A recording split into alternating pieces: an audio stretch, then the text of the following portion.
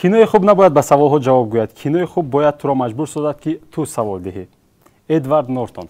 Ассалому алайкум бинандагони азизи телевизиони Симои Мустақил якум. Ин токшои дарси киношиносӣ аст. Мо имрӯз тасмим гирифтем ки вобаста ба кинои мавзӯи кино имрӯз дар бораи чӣ мегӯяд баҳс карда бошем. Мо имрӯз тасмим гирифтем ки пешниҳодҳои худро ба коршиносони соҳа пешниҳод кунем, фикру андешаҳои дӯстдорони синаморо шунида бошем ва фикру андешаҳои мутахассисони соҳаро шунида бошем. Аз ин нуқтаи назар ба студия асосан рӯзноманигоронро даъват намудем ки ҳамчун гуфта мумкин аст ки пешниҳодҳои эшон барои фикр мекунам ки киносозон барои он нафароне ки филм таҳия мекунанд муҳим аст. Хуб, ба ҳайси коршинос имрӯз дар студия иштирок мекунанд раиси иттифоқи журналистони Тоҷикистон дар вилояти Суғд, собиқадори соҳаи рӯзноманигорӣ устод Илҳом Ҷамолиён. Устод, шуморо хушомадед мегӯем. Ва ҳамчунин собиқадори соҳаи фарҳангу матбуот ва ҳамчунин собиқадори соҳаи театр устод Қудратулло Эшонов. Хушомадед устод. Ба ҳайси дӯстдорони соҳаи синамо имрӯз дар барнома ширкат меварзанд рӯзноманигор Фарзони Муҳаммадиев. Устод, хушомадед. Ва ҳамчунин рӯзноманигор Шамсиддин Наврӯзов, шоира Абдувалиева, хабарнигор Саидмухтори Саиданвар, меҳрангези Абдуаҳад Фарзона Зикрӯева, Меҳровали Васҷоӣ ва ҳамчунин Фарзона Шамсиева. Хушомадед. хуб, пеш аз оғози суҳбат мо барои он ки аз студия берун фикри ҷомеаро шунида бошем, бо суоли ба фикри шумо кино имрӯз дар бораи чӣ гӯяд? Гӯён як пурсиши афкорро омода намудем, биёед онро шоҳид мешавем, баъдан баҳсро оғоз мекунем. Мараман. Асанои ростишкади гӯнагар кишаро зиндагиё тӯри биёд. Ҳамни назар бигирим агар нағз меша. Ҳаётӣ боша, ҳаёти имрӯза ва тӯри биёд. мавзӯи ҳаёти халқа, ҳамин зиндагиша, камбудиҳоя ҳамаша равшан кид нишон диҳад. бачаҳо духтарода дахл дора бароям камем ки барои амин одобу чи бисёртар шавад. Духтаро камтар избалова нешуда ки бароям ка. Агар тарбия мешуд, мехтар мешуд. Барои насли навраси оянда ва тарбия беҳтар шуда нашавад. дар бораи панду ахлоқи ёшо ҷавоно. худашами филм бояд ҳамин гуна бошад ки ба дарди ҷомеа, ба мушкили ҳаморӯзии ҷомеа хӯрад. вақте ки масалан як нафар дилшикаста аз фарзанд ҷудо шуда ё аз оила ҷудо шуда ҳамон филма мебинад ки имрӯз дар дунё якта ҳамон мушкил дар сари он нест. ояндаи худро дар ватани худ дидан, ободкунии ватан, бештар ҳамин чизҳоро дар бар гиранд, ҳисси гуманистии онҳоро баланд бардорад, худтар мешуд. дар мавзӯъе бошад ки насли наврасро аз ҳар хел оғои ифротгароӣ ё аз ҳар хел оқибатҳои он боздошт намояд ва дар насли наврасро дар ҳисси ватандӯстию хештаншиносӣ тарбия намояд. ҳамин мавзӯъҳо бошад ки мавзӯъҳои тарбиявӣ бошад. баъд ҳамин дархӯрди дарди инсонҳо бошад. то дарди инсон ҳис карда нашавад, он филм мақбул намешавад. имрӯз ҳар кас мувофиқи ҳамин ҳаёти худаш дарк мекунад ва аз филм ҳамон чизе ки ба худаш хос аст интихоб мекунад. ҳаёт пеш рафта истодааст. мо ҳам бояд ба фикри ҳамин мардум, ба андешаи мардум коргузорӣ кунем. хуб, ташаккури зиёд. идомаи суоли пурсиши афкор барои иштирокшавандаи азиз низ ба фикри шумо имрӯз кинои тоҷик бояд аз чӣ гӯяд? салому алайкум. бори дигар ба иштирокчиён, устодони азиз ва ҳамзамон таҳия кунандагони барнома. албатта бисёр фикрҳои хуба он нафароне ки дар кӯчаҳои шаҳри Хуҷанд сокинон гуфтанд, албатта ҳамаашон он фикрҳое ки мо низ дар борааш гуфтан мехостем, аллакай гуфтанд ва ман дар қисмати аввали ҳамин нафаре ки фикрашона гуфтанд ҳамона ҷоннок кардани ҳастам ки гуфтанд ки бештар мавзӯъҳои ҳаётӣ бошад.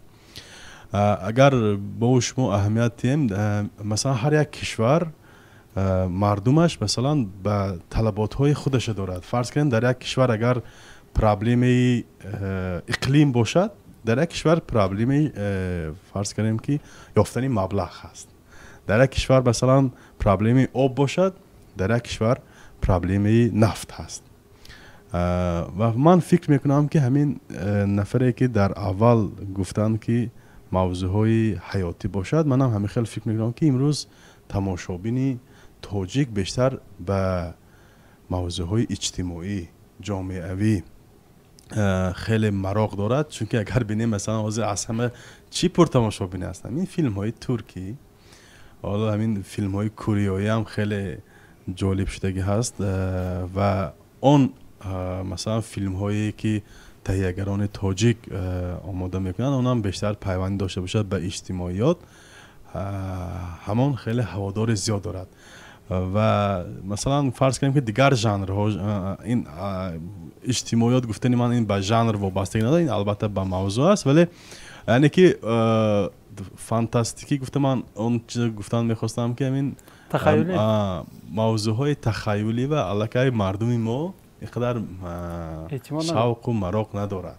фарз кардем агар устод ино хеле хуб дар хотирашон аст ки мо ҳарчанд набудем, лекин шунидагӣ ҳастем, дар даврони шӯравӣ ҳамин филмҳои ҳиндӣ чӣ хел маҳбубият доштанд. Масалан дар кӯчаҳо, дар кинотеатрҳо вақте намоиш медоданд, ин масалан ҳамон ишқу муҳаббат ё ҳамин мавзӯъҳое ки фарз кардем ки падар бояд чӣ хел фарзандаша дӯст дорад, писар бояд чӣ хел падараша дӯст дорад, ин чизҳо хеле чизҳои ҷолиб буд. Вале бо мурури замон ҳамин чизҳо як каме рангу бориша дигар кардагӣ ҳаст ва мардум тамошобини имрӯз аз тахайюлот иқадар хуш надорад, бештар хуш дорад ба мавзӯъҳои реалӣ, ба мавзӯъҳои воқеан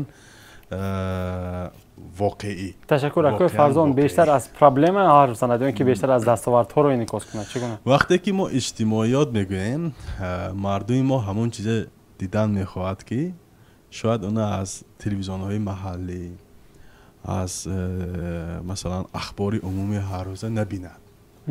Масалан фарз кардем ки агар рӯзноманигор як ҷумла ҳамин ба тариқи воқеӣ гӯяд, шояд ба ягон нафар сахт расад, лекин агар як шоир гӯяд, хай шоир мегӯянд. яъне ки ҳамин як шакли хуби пешниҳодам ҳамин шуда метавонад ки имрӯз киношиносон агар ҳамин проблемаҳои ҷомеа, масалан мушкилоти ҷомеа ҳамин ба риштаи кино кашанд, ба фикри ман тамошобинашон бисёр мешавад. ин ҳамчун як нафар тамошобин аст. Ташаккур. Хуб, биштаркушон азиз марҳамат. Ки чӣ пешниҳод дорад? Шумо дар бораи чӣ дидан мехоҳед киноро? Духтарҳо? Меҳровар, марҳамат. Хуб, дуруд мегӯем ба тамоми иштирокдорон. Аслан дар тамоми жанрҳо умуман масалан вақте ки як шоир шеър мегӯяд, масалан агар масалан хоҳад ки шеъри он нафар масалан муваффақ шавад, бояд ба шеърҳои рӯҳиясоз масалан рӯ биёрад, рӯ ба эҷоди шеърҳои рӯҳиясоз. ва пешниҳоди ман ин ки бештар масалан киноҳое созанд ки аз ояндаи рӯшан, мардумро барои масалан ояндаи рӯшан дилгарм кунанд, масалан аз ғам камтар бошад. умуман проблемаҳои ҷомеа гӯем инҳо проблемаҳое ҳастанд ки инҳо ҳал нашавандаанд. бошад дар миёни масалан ҳамин филмҳо аз проблема гуфт, аммо масалан бештар ман умуман мехостам ки ҳамин киное ки ман мехоҳам бибинам, ҳамон кино аз инсонҳоро рӯҳият диҳад. Ташаккур. Хуб, марҳамат. Боз ки чӣ мегӯяд? Меҳрангез? ба фикри ман филм на танҳо дар бораи филми воқеӣ аз ҳаёти инсон гирифта шуда бошад, барои он ки зиндагӣ масалан мушкилии худро дорад. агар мо дар филм низ мушкилиро бинед, мо масалан филмро барои чӣ тамошо мекунем? барои он ки дам гирем, истироҳат кунем. дар он ҷо бояд масалан воқеӣ бошад, аммо ҷиҳати фантастикӣ ё комедия низ дар он ҷо бояд бошад. яъне агар мушкилиро тавре пешниҳод кунанд ки масалан ба таври комедия ё ки фантастика ягон тавре пешниҳод кунанд ки ҳаёти ҳаррӯзабонӣ набошад. Ташаккур. ҳаст ягон иловаи дигар? ҳозир ҳамин дар ин масъалаи масалан филмҳо сухан рафт. имрӯз як намедонам як камбудӣ бошад ки бадбахтӣ масалан мо филм офрон ҳамин ки танҳо мавзӯъҳоеро масалан мавриди баррасӣ қарор медиҳанд ва онро рӯи навор меоянд ки масалан обшуста ҳастанд. мо мебинем масалан филм ба навор гирифта мешавад, муносибати хуштоманд бо келин, ҷанҷоли хонаводагӣ, муносибати сарди зану шавҳар. این رو بینید که خود زندگی پر از پرابلم است، پر از معما است. در خانه جنجال، در کوچه جنجال، باز سینما میروی جنجال و اون در تلویزیون هم نشون میدن، باز هم جنجال. میبخشید اینجا مثلا در برنامه‌های گذشته که من تماشا کردم همین فکر و اندیشه هایی بود که ما مثلا منتالیته ما با اون جواب نمیگید که مثلا ما فیلم های سطحی جهانی و مثلا دیگر فیلم هایی که اینقدر معروفیت دارن آفریم.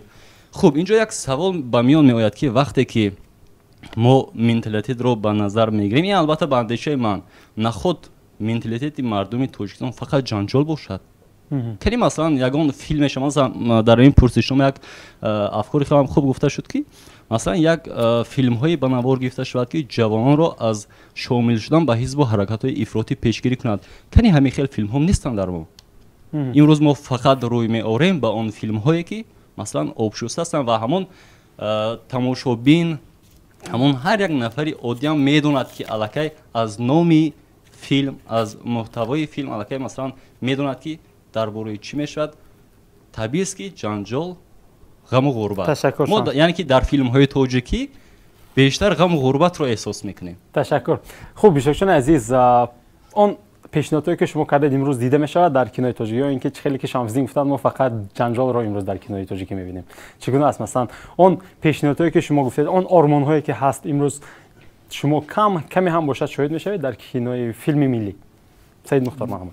نه اصلا یگان چیز از گفتار شما دیده نمیشود، چون هر پیشنهادی که هم در شبکه‌های اجتماعی هم در برنامه ها میشود، سینماگران یک سخن دارن. ما مسئله اقتصادی داریم، اما وقتی یک سریال رو میبینید در یک خانه بنوار میگیرند که وای به من طور نمیاد برای دیدن من، چون من این گونه خانه ندارم یکم، و اون فیلم رو فقط نوار میگیرن از این خانه به اون خانه، از این ماشین به اون ماشین. یک دهقان یکم بار ندیدم که در فیلم رول بازی کرده باشد یا چیز دیگر.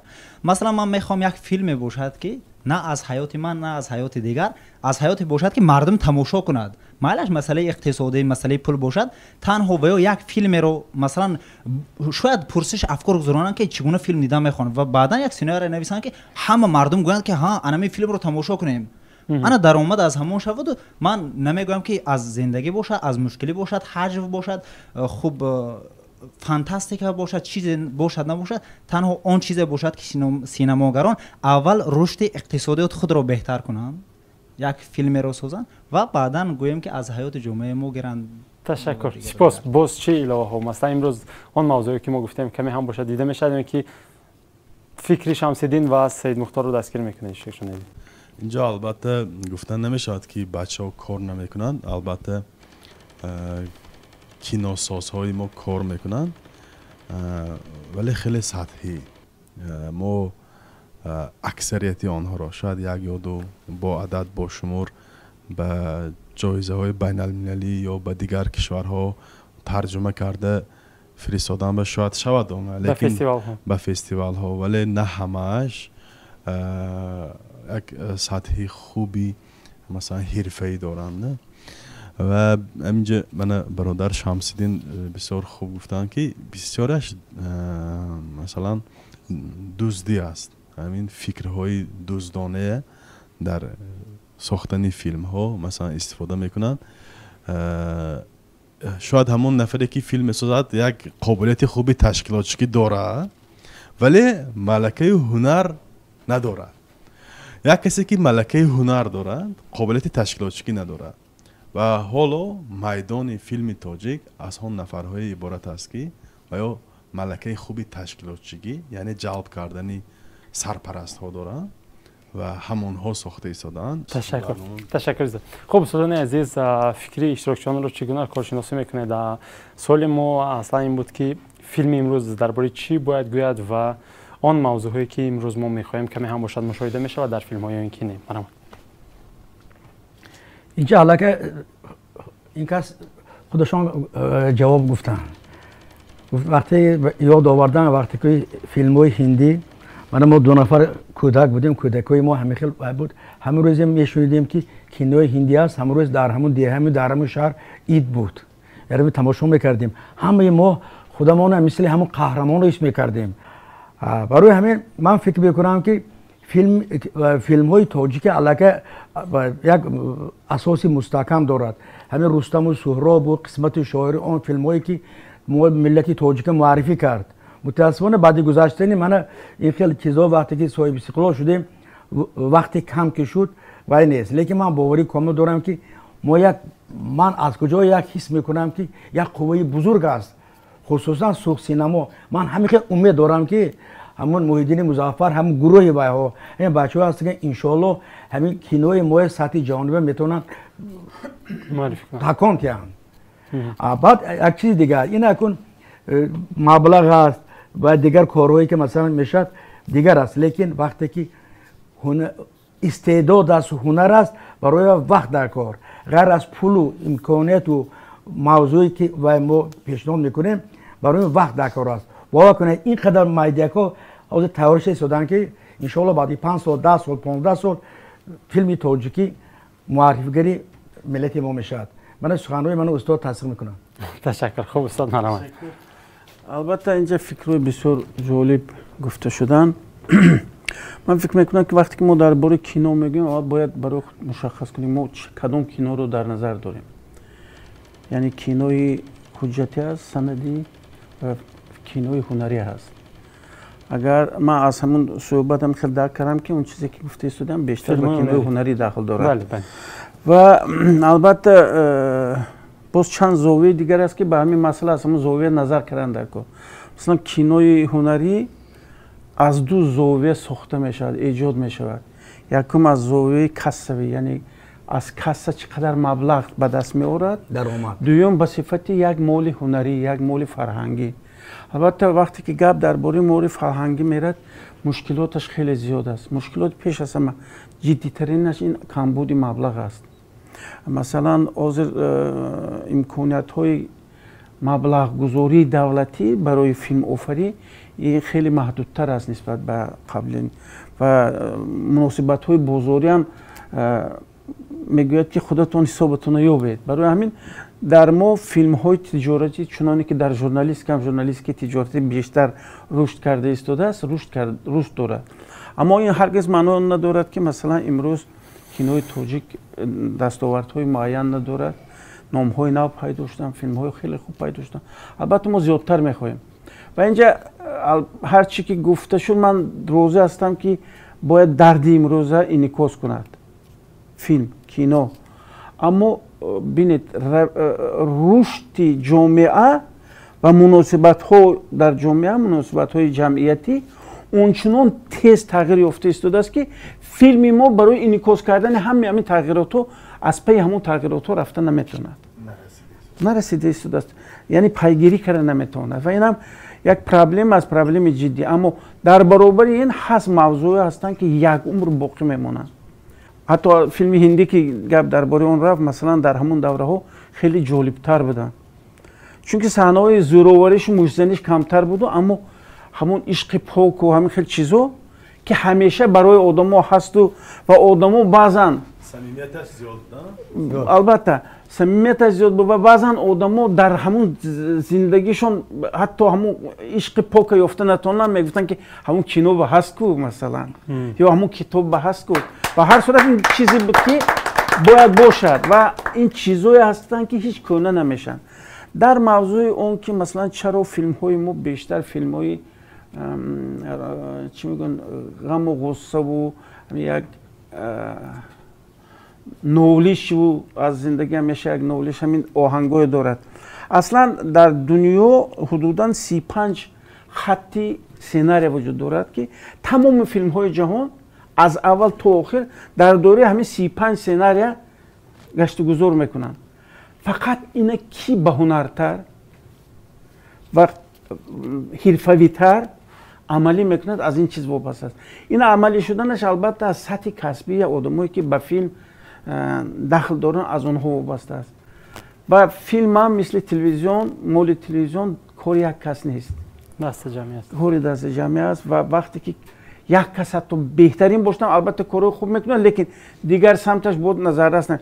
وقتی که تمامی آدمایی که به فیلم در ایجاد فیلم جلب شدن همه اونها مثلا کسبیتشون بسیار بلند و شخصیت‌های شناخته شده در همون سمت فعالیت خودشون هستن خونخو فیلم خوب خواهد شد و در ما همین متنات و میگن مثلا رموزکوری میگن دستگیری کردن فرهنگ میگن مثلا سخاوت پیشگی من این چیزا نه روش کرده ایستاده در ما این از اون وابستگی دارد که در جامعه مثلا نهادهای تجارتی تا چند اندازه رشد میکنند و امکانات‌های همین ساحه‌های دستگیری کردنشون پیدا میشه از اون وابستگی دارد و فکر میکنم که خونخو اینا میتوانند در فیلم اگر پیشرفت فیلم و پیشرفت کینو تاثیر رسانند اگر هدفشون از احسانکاری ثمر رکلام نه یعنی که خود رکلام کردن نباشد. تمام. تشکر استاد.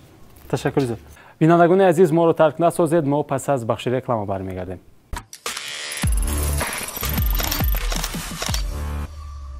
خب اشتراکچیان عزیز بیاید فکری کارشناسی بیرون از سویده رو میفهمیم ما با محیدین مظفر با همین سوال اساسی که امروز کینوی تاجیک از چی باید گوید سوال کردیم بیاید جواب اون نفر را شاهد میشیم بعدن بحث رو ادامه میدیم. با اندیشه بنده کینوی امروز باید درباره کینوی امروزی ملی ما باید درباره مشکلات های امروزی ما باید درباره بیماری های جامعه امروزی ما باشد و کینوی ما باید امروز درباره بیدار کردن افکار جامعه ما باشد. باید موضوعهای کینوی امروزی ما روانه شده باشد به خودشناسی ملی ما به ارج گذاشتن فرهنگ و آداب و اخلاق شرقیانه جامعه ما.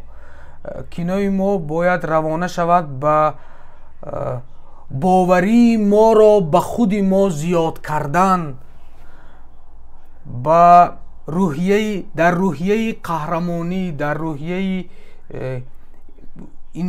انسان بودن و انسانوارانه تربیه کردن فرزندانمان روانه کرده شده باشد. کینوی امروزی ما باید درباره در این نبضی خیلی ناآرام جامعه جهانی آرامی را نگاه داشتن و خوب را از بد جدا کردن و به هر گونه اندیشه های ویرانکاری و اندیشه های اخلاق غرب را در ذهن ما جا کردن بر ضد این مبارزه بردن باید فیلم های ما باشد. یعنی فیلم ما درباره به خودشناسی دعوت کردن خود ما باید باشد. فیلم ما همچون یراق ایدئولوژی برای قوی گشتن ایدئولوژی کشور ما برای قوی گشتن خودشناسی و شخصیت خود شناختن ملت ما باید روانه شود. سینمای ملی که برای ساختن ملت برای ساختن افکار ملت برای برند کردن ارزش های ملت خدمت نمی کند اون بیهوده است. خب تشکر زیاد. ما گفتیم که از چی گوید بیاید از آن گوییم که چگونه گوید با کدام شکل گوید با کدام شکل شما دیدن میخواهید چگونه شما دیدن میخواهید. من میخواهم که سینمای تاجیک با انعکاس کردن پرابلم های جامعه در آخر موفق شدن آن را هم انعکاس کند. ما چرا امروز فیلم های ترکی را بیشتر نظر میکنیم بیشتر میبینیم. بسیار جوانان را سوال کردم برای چی در تاجیک فیلم هم همون پرابلم ها را دارد اما شما توجه به فیلم های ترکی دارید. خیلی خودم یک قسمی معینش را تماشا کردم برای چطور این تاثیر میرساند. وقتی که در آنجا که همه قهرمان میشکند باز از جایش خسته باز حیاتش را ادامه داده یعنی به اسلام موتیواسیون لحظه ها دارد اما در ما دیدن میشود. من در یگان تاجیک فیلم دیدم این پیشروی هست دیگه همین پیشروی هم ما داخل میکردیم شاید تاجیک فیلم مهم سطح جهانی میشه. تشکر. سپاس فرزانه. خب اندیشه های دیگر من اکای فرزانه. من فکر میکنم که همین چیزهایی که هم کارشناس هم ما گفتیم کیناساز باید راه های گفتنش را جوید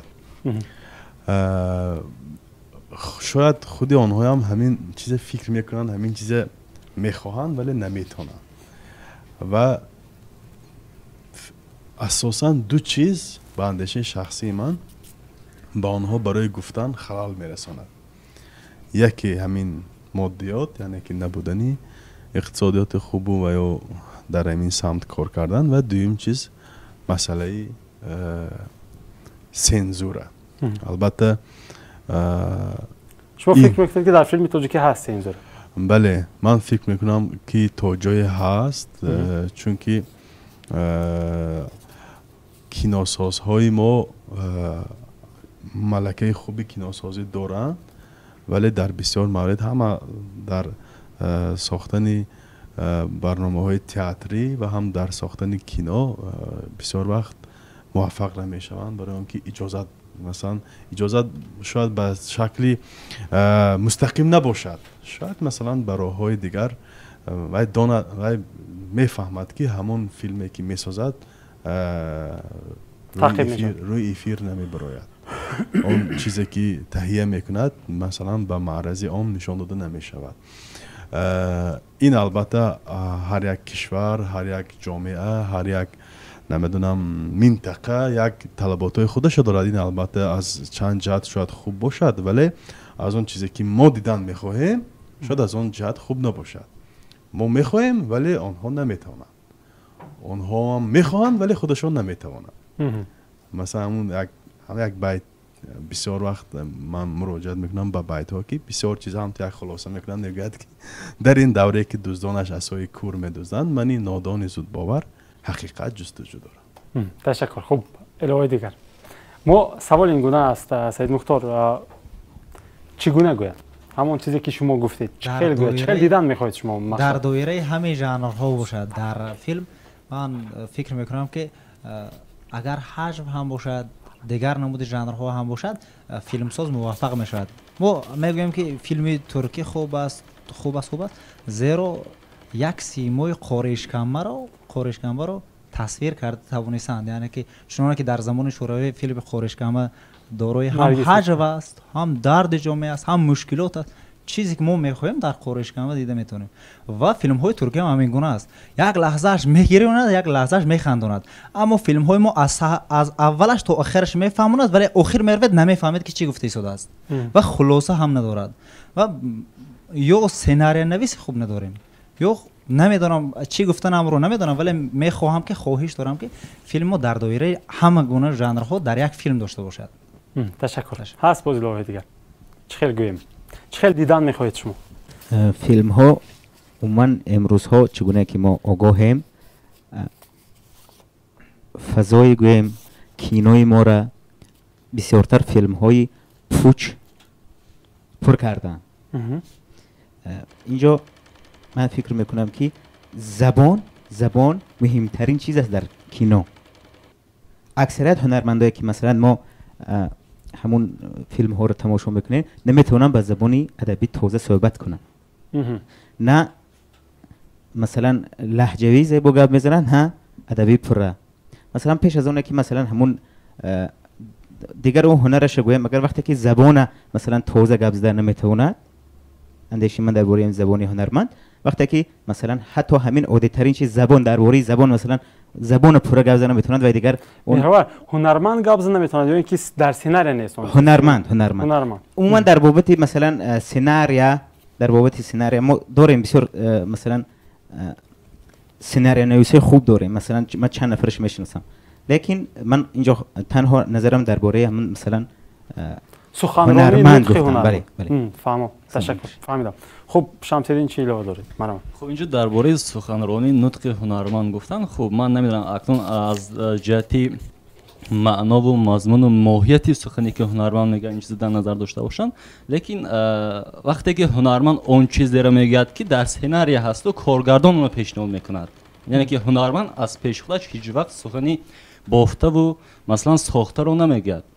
خب در مسئله اون که ما چی رو دیدن میخواهیم امروز، چی رو دیدن میخواهیم، خب امروز مثلا خوب میشد که مثلا مؤسسه هایی که با فیلم آفری مشغول هستند филмҳоеро масалан филмҳоро ба наворо мегиранд бояд ки хати сужаи филм гӯёву равону содда бошад. Масалан ҳеҷ як нафар тамошобин масалан дониши мукаммале надорад ки ба он дараҷае ки адабига сухан кунаду тамошобин оно дарк карда тавонад барои худаш.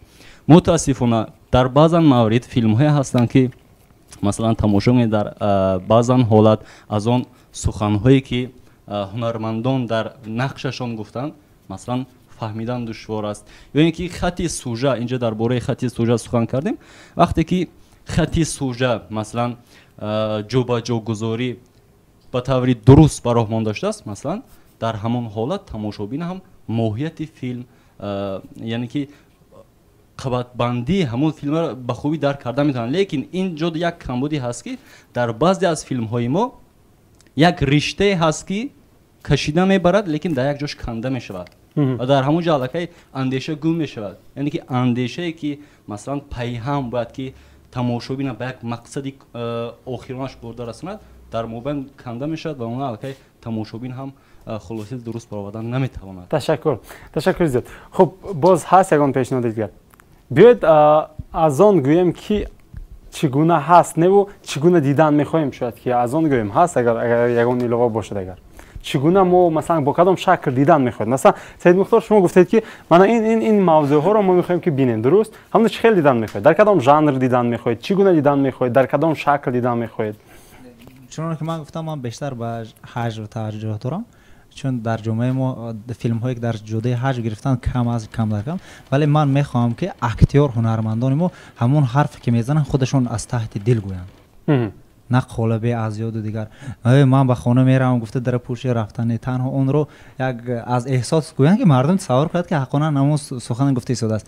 Имрӯз филмҳои мо на дард дорад на як чизи дигар ҳамон сухане мегӯд ахира фикр мекунед ки он дар ҳақиқат ҳам як чизи муфид гуфта истода аст аммо намедонед ки ҳамон одам чӣ гуфта истода худаш намефаҳмад. Баъзе вақт филмҳо ки масалан ман як филми мисол мебарам ишқ пул душанбе аввалин сериалҳош якум дуввум қисм барои мардум писанд буд ва охир ман намедонам он 70 серия аз куҷо пайдо шуд масалан чӣ гуна валекин як мебинед ки дар ин тарафи дунё зиндагӣ карда ҳамон одам як бор дар он тарафи дунё чӣ гуна парвоз кард кай парвоз кард чӣ гуна зиндагӣ кард ягон умуман на мазмун дорад на мантиқ дорад аммо тамошобин дорад ҳамин гуна мазмун ки хуб ман танҳо мехоҳам ки филмҳо бештар дар жанри ҳаҷв барои ман пешниҳод шавад ва ҳам дард дошта бошад ва ҳам ҳаҷв дошта бошад ки ҳам гиря кунад ҳам хандонад ва аз худаш актёр ҳам гуфта тавонад ҳамон чиза. Ташаккур. Хуб устодони азиз чӣ гуна хулосабарорӣ мекунем ва ҳозир аз гуфти ино ман ба хулоса омадам ки инҷа бисёртар рол бозӣ мекунад завқи тамошобин. Як нафаре аст ки ҳаҷв дӯст медорад. Масалан ман шахсан ман мехоҳам филмҳои таърихӣ бинам филми тоҷикӣ бошад дар бораи таърихи миллат мо фирдавсӣ дорем сино дорем туркӣ чун агар донед филм ман танҳо бо номи тоҷикаш мегӯям филми ҷанговар худаш аз ҳамин гуна ҷавононро дар рӯҳияи ватандӯстӣ тарбия мекунад ки ҳаққонан ҷавоное ки масалан филмро мебинад мегӯяд ки барои ватанам ман ҷонамро фидо мекунам ҳам ҳаҷв дорад ҳам дарди ҷомеа дорад ҳам барои ватанаш ҷон фидо мекунад. мо низ метавонем ки дар як таърихӣ бошад ҳам дар байнаш нахоҳ ки дар филми таърихӣ ягон ҳаҷв набошад ягон одаме набошад ки як нафар хандонад. ман дар назар надорам ман дар назар дорам чизе ки масалан агар рӯи жанре ки худи шумо гуфтем масалан масака бошад ё мисол чизҳои масалан фоҷиа бошад масалан чизҳои таърихӣ бошад миллати мо ин қадар таърихи бузург аст ки агар мо дар оянда синамои мо агар рушд кунад мо ин қадар маводи бисёр дорем ба навор гирем дар бораи таърихи миллати тоҷик. масъалаи филми туркӣ шумо гуфтед мани худи ман шоҳид ҳастам кӯчаҳо бинед ҳам кӯдакҳо бозӣ мекунад ҳама филма тамошо кардагӣ дар кӯча ҳамун худаш қаҳрамон мекунад ҳамин хел. лекин аку масъалае гуфтем масъалаи завқ як нафар масалан ҳаҷва дӯст медорад як нафари дигар филми туркия як филми дигар филми сериали россия дигар ман шахсан филмҳои ҳамун кӯҳнаи худамонро тамошо мекунам завқ мекунам. Ташаккур. дар ҳозира фикри ман ҳамин ки дар миқёси собиқ иттиҳоди шӯравӣ ҷумҳурии мо филмҳои мо синамои мо дар сатҳи бисёр паст қарор дорад. лекин ман аз куҷо як сигнале аст ки ман умед дорам ки ҳамин ҷавоне ки ҳозир гап зад бовар кунед ҳамин субсинамо иншоалло баъди 5 сол 10 сол як навоварӣ нағз мекунад барои миллати мо дар соҳаи синамо. تشکر استاد. فکر شخصی من امید من. تشکر. خب ما هم امید می‌بندیم استاد. من اون چیز تکرار کردن نیستم، فقط یک چیز نقل کردن هستم. یک رسم بوده است، رسم خروز کشیده است. بعد تگرش نیست است که این خروز است. با وقت مونده است. آدم اومدن دیدن در حقیقت وقتی که همون نوشته میخونن بعد احساس میکنن بعد درک میکنن که اونجا خروز بوده است. در چند مورد همون صورت مونده است و از تگرش همون نوشته گرفته است. بی نوشته مونده است. یگون کس نمیفهمد که باید چی است. دیده استودتونه یک جمله چقدر کار کرده است. کینو هم همین خیلی چیز است. در کینو دو سه چیز است که باید همون اگر اندازه همون چیزا نگاه داشته نشود و کینو فیلم کار کردن نمیتونه. یکم صمیمیت. اینجا مسئله موتیواسیون گفتن انگیزه دادن. هر چیزی که نباشد اگر انگیزه نتیاد بی‌قرب است. یعنی که انگیزه دادنش شما یا رو بلند کردنش در کار. شما وقتی که همونا میبینید برابر هم گریه میکنید. شما وقتی که میخندد برابر هم میخندید. وقتی که اشتباه میکنه تو به خودتون میسوزید که چرا من همین اشتباه کردم گفته. این فیلم است. این فیلمی است که شما هم تربیت میکنن، منم همه موی تربیت میکنم، جامعه تربیت میکنم. درباره فیلم های ترکی من زیاد گپ زدن نیستم. ترک‌ها یک وای دارن، روش دارن.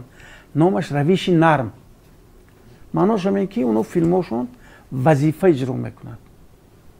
اونو بغیر از اون که برای خودشون اودیتوری داخلشون برای اودیتوری بیرونه هم وظیفه معین اجرا میکنن.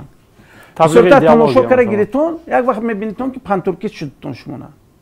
این واقعیت از این جای یگان پوشیدگیش نیست. اما پشت و هنرشون بسیار بلند است و واقعا ساخته میتونه اینه باید تن داد و این چیزو آموخت البته. من فکر میکنم که یک وقت تو در زمان شوروی گورجو با یک نمود فیلمشون بسیار مشهور بودن. فیلم های کوتاه میگرفتن. فیلم های کوتاه بدی. همون فیلم یک خط سوژه دارد و آخرش بسیار غیر انتظاره همون که انجام میبرد. اینقدر مشهور شده بود که کینوی گورجه به همون فیلم ها تصور کردن غیر امکان است. و حاضر هم نسل کلان وقتی که گپ درباره فیلم های که گورجه ها میرد همون چیزایی میگن. میمینو اون چیزی که گفتید همه برنامه همه چیزای اجتماعی هست، پرابلم اجتماعی هست، دیگرش دیگه حجمش هم هست. هر کدومش رول خودشه. این از هنری اونهایی که کینو سازی میکنن از هنری والای اونها بسیار وابستگی داره. تشکر زیاد استاد. چند علاوه داشتم به گفته‌های استاد. خیلی منم مثل یک پیشنهاد است که همین امروز همه سیرکار است، همه سیرتشویش است و تماشابین هم به چیزهای کوتاه و موجز خیلی ذوق و مراق دارد. همین مثلا فیلمی کاسه که همین سوخت سینما پیشنهاد مردم کرد خیلی هوادار گرفت، چون که هم مشکلات مردم است و هم خیلی کوتاه و موجز است، فهمو است. و در مورد همین گفته‌های استاد منم نه در بالا ذکر کردنی بودم که امروز فیلم‌های ازبکی، ترکی، فیلم‌های کوریایی، خیلی روسی یک کمی کاسته شده است، خیلی مثلا اهمیتی کلان پیدا کرده است و این به هویت ملی و خویشتن‌شناسی ما شاید تا یک اندازه تأثیری منفی خودش رساند. برای همین من یک پیشنهاد داشتم برای کیناسازها، از بس که خودی آنها نیستم، من از اینجا مثلا میخوام بگم که اکثرا ساکنانی که فرض کردیم که یک کمی از نگاه اقتصادی مستقل شده هستند و یک راه و روش زندگی خودشان یافتگی هستند، بسیارشان مثلا هم از نگاه صاحب کسب های و هم از نگاه دانشمندا بیرون از تاجیکستان هستند. خیلی بسیار است، ما خوب میدونیم. در روسیه مثلا، در امریکا، در اروپا مثلا، من در کشورهای عربی هم خیلی زیاد شده است. من از این نگاه پیشنهاد کردنی هستم که آنها همونجا امکانات خوب دارند که همون پرابلمی که من در بالا گفتم از نگاه مادی مثلا تامینات هستن، هم از نگاه شاید اجازه مثلا سنزوره میگیم، همونها یک امکانات خوب دارن که همین فیلم های ملی ما در همونجا معرفی کنن. خیلی که یک کارگردان نامش یادم رفت، از ناحیه اشت بود، دوسه فیلم جمشید عثمانوف در فرانسه چند مثلا فیلم های دهوی مویه گرفت و معرفی کرد که خیلی محبوبیت بلند پیدا کرد. فهمم. تشکر زیاد.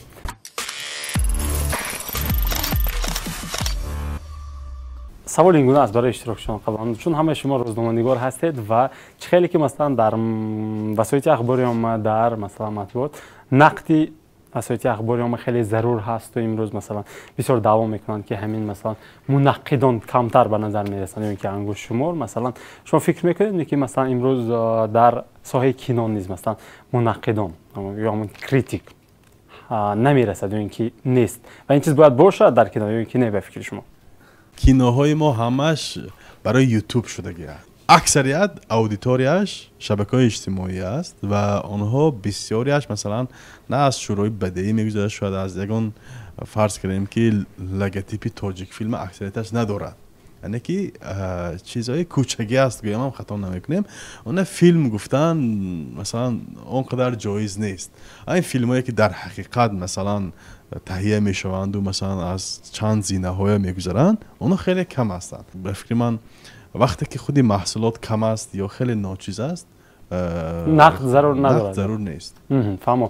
اما با اون معلوماتی که ما صحبت هستیم هم مثلا فیلم های کلان حجم منظوری من فیلم های پره 18 فیلم بنوار گرفته میشود در تاجیکستان هم مثلا از جانب 3-4 استودیو یا استودیوهای حتی خصوصی. خب چون من با شبکه‌های دولتی کم بیش توجه نگاه میکنم و نمیبینم که ما فیلم تاجیکی از بغیر از رستم دوستان و خب فیلم های تاریخی دیگر فیلم رو من تماشا نکردم که فیلم در سال 2022 در کینو استودیو تاجیک فیلم بنوار گرفته باشد گوید.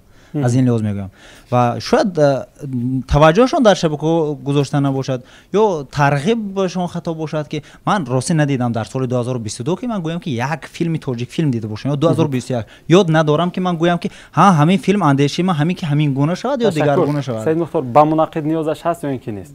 ما به همه چیز نیاز داریم. خب تشکر. مردم عادی خود کریتیک هستند، یعنی وقتی که آنها فیلم رو تماشا میکنن آنها الکی به یک عقیده میان که فیلم خوب است یا بد است. مثلا اگر فیلم پسند نآید معقول نشود میگن که معقول نشد به اون کس اگر پسند که همین فیلم رو تماشا کنم یا نگید نه فیلم نمیشه تماشا نکن وقتت رو صرف نکن میگن. برای همین خودی مردم خودش میتونن کریتیک باشن. تشکر. هست بازیلوهای دیگه مهربان من هم. خب امروز ها همون جای همین فیلم های گویم دولتی را همون فیلم های کوچگی حتی در خانه ها گرفته است با واسطه دیسک ها و دیگر چیزها. اکای فرزان چگونه که گفتن همون فیلم ها را مثلا منقد یک نفره هست که مثلا کمبودی رو واقعا میگوید، تحلیل میکند، میسنجد و بعد میگوید. ما اندیشه‌مون رو میگوییم. ما مثلا ما منقد هستیم و فقط نظر خودمون رو میگوییم. البته منقد در همه ساحه ضرور است و در این ساحه نیز باید منقد به قدری کافی باشد. تشکر. استادان عزیز شما چه نظر دارید؟ تشکر. منقد باید باشد. همه دوره جوانی ما در کنیسه تاجیک فیلم 2-3 نفر بودن منقدایی که به زبان روسی می نوشتن. چه که نباشد همون فیلم و ها بعدی تماشا کردن فکرشون رو میگفتن. بعضا در همون روزنامه‌های مرکزی ما میخوندیم درباره فیلم کم بود لیکن بود. خیلی تئاتر شناسا بودن، مثلا استادمون نورجانوف بودن که مسئله نظام نورجانوف مسئله تئاتر من بعد نظام نورجانوف علاقه حاضر یک جوان است تبارف لیکن دیگر این نیست. منقدایی که تئاتری ما مثلا کمبودی گویم تئاتری ما هم سطح بالایی برای برای کینو به فکر من درکار است، ضرور است و باور دارم که وقتی که حاضر این کس گفتن اول فیلم درکار است، اول کینو درکار است، انا بعد تماشابین و بعد منقد. این ضرور است برای اینکه به فکر من بهترین و صنعتی که ما معرفی میکنن سطح جهانی فقط این فیلم است. فکر شخصی من موسیقی است. برای همین ما باید دلگرم باشیم. همین شش مقام شاه اثری ملت ما. همین ما تاجیکا نه همه تاجیکا شش مقام نقض ببینیم یا میفهمیم. فیلم هم همین خیلی است. هر کس فکری خودش لیکن من فکر میکنم که ما باید چیزی اصیل چیزی ارزنده چیزی توجیکی معرفی کنیم که این مال ما است. تشکر استاد مرام. همین موضوعی که امروز مورد بررسی قرار دادیم با اشتراک منقدان کینو میگذشت تماما دیگر خیلی میگذشت. برای چی؟ برای که اونا آدم ساحه هستند و متخصص هستند. نقد کینو در تاجیکستان بسیار عنعنه‌های خوب دارد و خیلی تاریخی بویم دارد. نماینده‌های برجسته‌اش مثلا عطا احرارов خدا رحمت کنه. خدا رحمت کنه. یکی از مثلا منقدای بسیار جمشید بودن. جمشید از فامیل شما رحمتov جمشید رحمتov و آدم دوبلاژ بیشتر شدن لیکن منقد کینو هستند. تیلون خدمov هست حاضر و ژورنالیست در نشریه صدای مردم کار میکند هستند. اما درست است که نقد مویم از سطح عمومی کینوی ما وابستگی دارد. رشدش از همون وابسته. چقدر کینو زیاد شود و به نقد نیاز داشته باشد همونقدر میشد. و دوم چیز است البته ما باید از خاطر نبراریم. مثلا متاسفانه ما هنوز نقدی رسانه‌ای مثلا واسطه اخبار عامه که وابسته باشد قریب که نداریم. هست دو سه چیزایی که انتشار میشد لیکن نداریم. این کار بسیار دشوار است. این کار باید آموخت. این با متخصص شدن در این با هم تو نمیشد که مثلا وای کنید. اما من فکر میکنم که باید باشد، ضرور است، باید نقد کند و از اون که ما میگیم این فکری مثلا یک فکری آدمای علایده است وقتی که اونا گام میزنن البته فکری یک متخصص سوال است. برای من فکر که این فکر همیشه فرق میکنه. تشکر استاد. سپاس. تشکر. خب در این دیها اشتراکچیان عزیز اگر با کارشناسان برنامه سوال در دایره موضوع داشته باشید میتوانید که سوالهای خود را پیشنهاد کنید. در ذهن شما اگر یگان سوالی باشد میتوانید پیشنهاد کنید. اگر نه میتوانید که پیشنهادهای خود را برای بینندگان و همچنین برای کارشناسان صاحب گفته باشید. حالا مثلا من با چندی از آوازخانه هم همین مسئله در میان گذاشتم. حالا یک نمودی فرض کردیم که پیش بردن کار برآمده است. فرض کردیم که همین آنلاین نمایش ها و این چیز مثلا هم چندین پرابلم های حل میکند. ما بسیار میگیم ما کینوتئاتر نداریم، ما فرض کردیم که تماشابین نداریم و همه مثلا وقتش نه یا نمیخواهد رود پول ندارد یا چیز دیگه. همین یک چیز در مثلا در دوام پیشنهادهای پیشینه هم گفتنی هستم که حالا یک شکلی خوبی همین پیش بردن همین ساحه هست. فرض کردیم که همین طریقی اینترنت نمایش، طریقی آنلاین نمایش ها میتوانند که همین نمودی یا همین ساحه فرض کردیم پیش برند. حالا مثلا تئاتر کنی بودم آنلاین نمایش های بهار شروع کرده است که این هم یک نوعی مثلا هیچ نمودنی همین موجود بودنی همین نمودی فرض کردیم که همین ساحه تئاتر بازگو کرده ایستاده است. ما میخواهیم که کینوی تاجیک هم باشد و به یگان شکل زندگی کند و همین شکلش خودی کارشناسا باید مثلا خوبتر و بهتر یابند و یک به فکر من یک سمت اساسیش همین آنلاین نمایشنامه است که هم از اونجا پول کار کرده می شود و هم به تمام تاجیک‌های جهان و با اون نفرایی که شاید تاجیکستان شناختن میخواهند از آن استفاده کنند. تشکر زیاد. اگر همینجا یک سینماگر میگفت ما اقتصادیات نداریم، حال شرایط نداریم، ولی من پیشنهاد میکردم که در صحنه گذارند که مردم ببینند. تمام دیگر چی نه. یعنی منظور چی در مردم تئاتر و ولی همون فیلم هایی که تاریخی گفتن در نه تنها سینما بلکه در تئاتر گذارند که همه حجم داشته باشه هم دیگر چی که مردم ببینند. گویا که اگر اقتصادیات نداریم. خب باشه. هست یکم پیشنهاد دیگه. خب خلاصه شما مرحمت استاد عزیز. استاد مرحمت. مسئله تاریخی گفتیم تو اندازه‌ای که من میدونم الکی سیناری نوشته ایستادن. یک سیناری کلان درباره حیات و فعالیت اسماعیل سامانی. این یک لوحه کلام میشد. این باید از حاضر من فکر میکنم که این مشکلی کار این که برای فیلم به نوار گرفتن اول اسماعیل افتنده کار. اینکه قهرمانای تاریخ هستن. ما باید اول برابری رئیسور باید اکتور با قوت باشد. تاجیک باشد که سیمای تاجیکی داشته باشد. این از آن شهادت میدهد که آینده ما برای تاریخ برای ما همین فیلم میگیریم. دومش یک فیلمی که من باید من بسیار دلگرم میکند و نزدیک یک امضا رسید در بین جمهوری ازبکستان و تاجیکستان. ازبک فیلم و تاجیک فیلم یک جای یک فیلمی مشترک میگیرند. آید فعالیتی دو استادی بزرگ. این از آن شهادت میدهد که آینده نیک است. این از آن شهادت میدهد که ما نیکبین هستیم. آینده سینمای ما پیش میرود و البته بعد چندین سالها یکی از بهترین سینما میشد. این فکر شخصی من. تشکر استاد مرحبا. از بس که کینو هم به تفکر تاثیر میرساند، یعنی که این ایدئولوژی است. ایدئولوژی باشد باید کانسپسیای ایدئولوژی تاجیکستان کشور باید مشخص باشد و در سمت فیلم باز مشخصات خودش داشته باید باشد و سمت های شدنش در کار که در فیلم مبلغ گذاری همون فیلم برداری ها از حساب دولت صورت گیرد. اصلا من فکر میکنم که فیلم های تاریخی هر چیزی که به تاریخ ما وابستگی دارد این مبلغ گذاری پول دولت کشیده شود و این چیز پیش رود. البته برای مثلا تندر گذراندن در گروه های گوناگونی ایجادی باید اشتراک کند، هر کس همون ایده مثلا جالبتر بهتر و خوبتر پیشکش کند، همونش باید غالب برود. لیکن مهمش هم این که باید این مسئله پریرگاتیوی دولت باید باشد. ما اگر با امید بازم همون مثلا مبلغ جمع کنی یا چیز دیگر باشیم نشان داده ایستاده است که این مسئله این سمت این راه حل کردن بسیار دشوار است.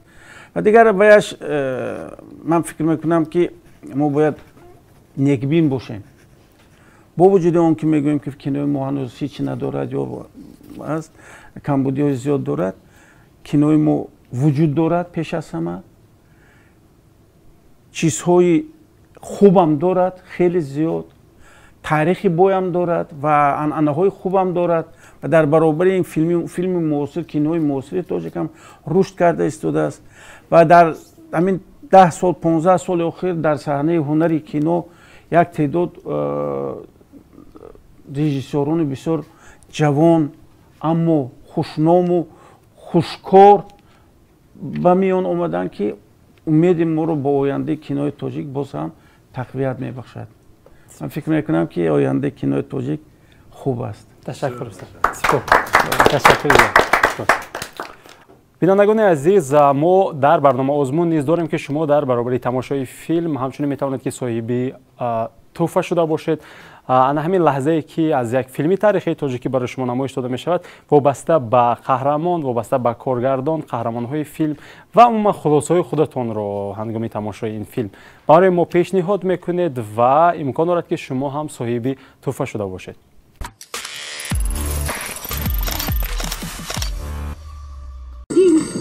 Медь одна. Злака лишнего не бросит.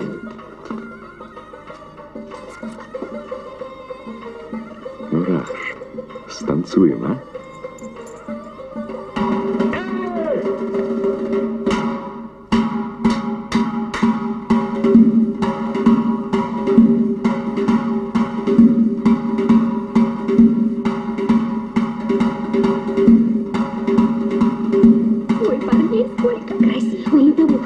Что ты на парня смотреть стыдно.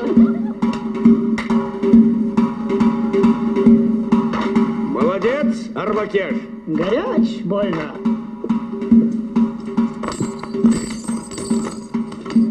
Иди потанцуй, женихи богатые. Покажись. Ну, быстро.